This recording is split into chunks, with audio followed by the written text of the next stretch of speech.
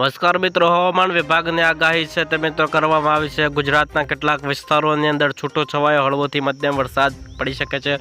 અમુક જગ્યાએ મિત્રો 2 થી 4 ઇંચ વરસાદ પડવાની શક્યતાઓ છે તે વ્યક્ત કરવામાં આવી છે। આજે મિત્રો વિંડીના માધ્યમથી સમજવાના છે કે અત્યારે વરસાદની વરસવાની કયા વિસ્તારોમાં વરસાદ વરસી શકે તેવી આગાહી છે મિત્રો તે કરવામાં આવી છે।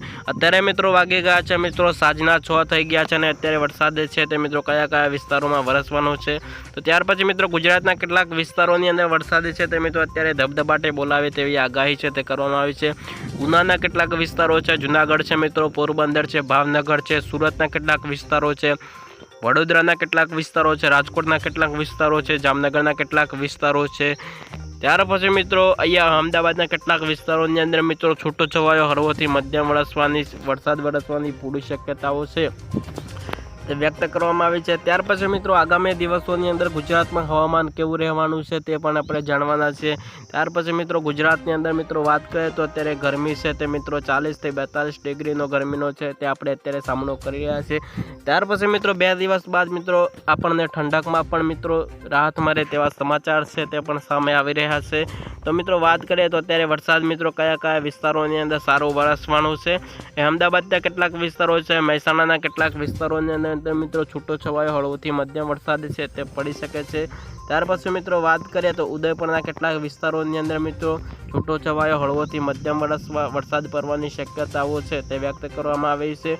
ત્યાર પછી મિત્રો હિંમતનગરના કેટલાક વિસ્તારોની અંદર વરસાદ છે તે પડી શકે છે। મોડાસાના કેટલાક વિસ્તારો છે।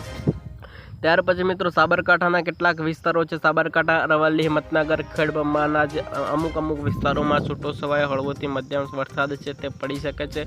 અહીંયા ઈડરના કેટલાક વિસ્તારો છે, ખેડબ્રહ્મા છે, અંબાજીના કેટલાક વિસ્તારો છે તે મિત્રો છૂટો છવાયો હળવોથી મધ્યમ વરસાદ છે તે પડી શકે છે। અમુક જગ્યાએ મિત્રો તમને ગાજવીજ સાથે મિત્રો વરસાદ છે તે પણ વરસી શકે છે। ત્યાર પછી મિત્રો અમુક જગ્યાએ મિત્રો ભારે પવન સાથે વરસાદ છે તે પૂરો પડવાની શક્યતાઓ છે તે વ્યક્ત કરવામાં આવી છે। અમુક જગ્યાએ મિત્રો 40 થી 50 પ્રતિ કલાકે મિત્રો પવનની ઝડપ છે એ પણ વધી શકે છે। ત્યાર પછી મિત્રો ધીરે ધીરે ગરમીમાંથી મિત્રો તમને છુટકારો મળે અને ઠંડક મળે તેવી સંભાવનાઓ છે।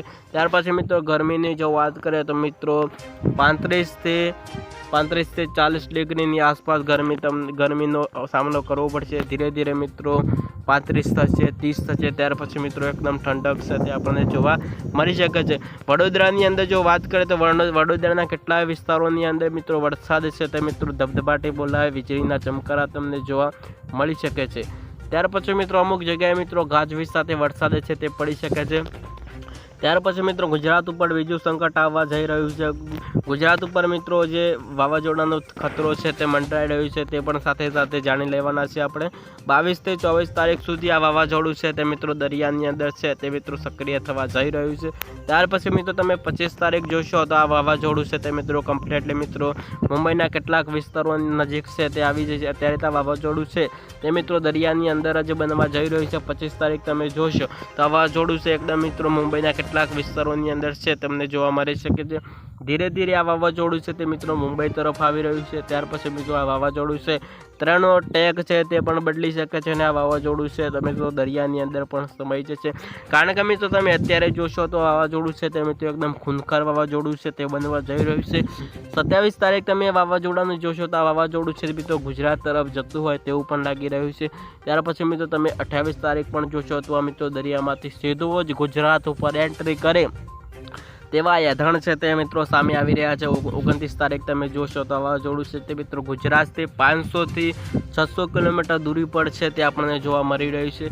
ત્યાર પછી મિત્રો તમે 30 તારીખ જોશો તો વાવાઝોડું છે એકદમ મિત્રો ગુજરાતને ટચોટચ આપણને જોવા મળી રહ્યું છે અને આ વાવાઝોડું છે મિત્રો ખૂનખાર વાવાઝોડું છે। આ વાવાઝોડાનું નામ છે તે મિત્રો શક્તિ વાવાઝોડું નામ છે તે આપવામાં આવી રહ્યું છે। તમે 31 તારીખ જોશો તો ટચોટચ મિત્રો દરિયા કિનારાના જેટલા પણ વિસ્તારો છે તેની મિત્રો અસર અડાડવાનું છે। કયા વિસ્તારોને તેની અસર છે તે મિત્રો થઈ શકે છે। વેરાવળના કેટલાક વિસ્તારો છે, જામનગર છે, તો મિત્રો સુરતના કેટલાક વિસ્તારોની અંદર છે તેની અસર છે તે જોવા મળી શકે છે. અમુક જગ્યાએ મિત્રો આ વાવાઝોડાની અસર છે તે આપણને જોવા મળી શકે છે. અમુક જગ્યાએ એવું થતું હોય છે તો મિત્રો વાવાઝોડું છે તો મિત્રો અચાનક તેનો પલટો છે તે પણ બદલી દેતો હોય છે. તો અમુક અત્યારે તો મિત્રો બહુ બધી વાર છે, છતાં પણ આ મિત્રો વાવાઝોડાની અસર છે તે મિત્રો થોડી ઘણી આપણા ગુજરાત ઉપર કરે તેવી સંભાવનાઓ છે તે વ્યક્ત કરવામાં આવી છે. તો ચાલો મિત્રો આજના વિડીયોની અંદર આટલું જ. ફરી મળીશું નવા વિડીયોમાં નવા એક સરસ ટોપિક સાથે. ચેનલ ઉપર તમે પહેલીવાર વિઝિટ કરી રહ્યા હો તો ફટાફટ ચેનલને સબસ્ક્રાઈબ, વિડીયોને લાઇક કરવાનું ના ભૂલતા.